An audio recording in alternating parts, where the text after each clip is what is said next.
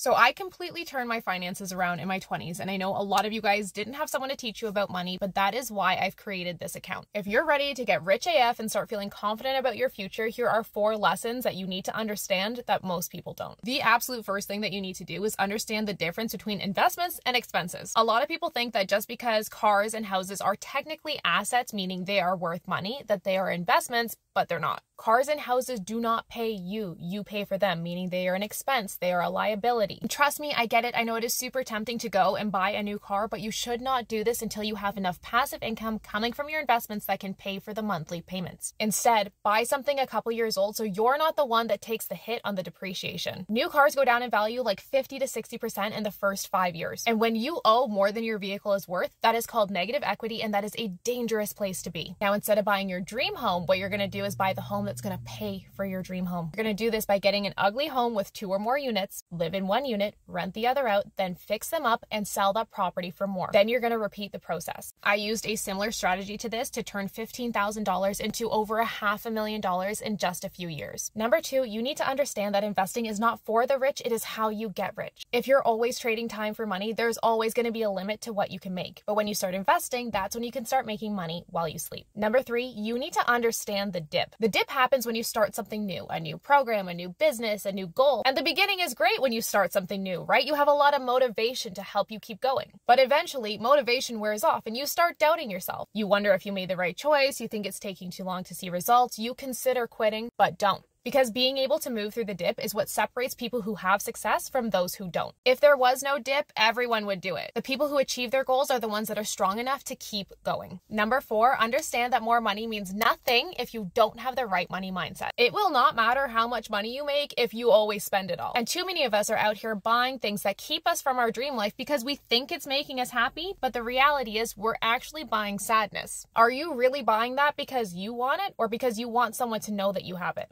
If you're ready to learn more about money, I am here to teach you. Check out our link in bio to get started.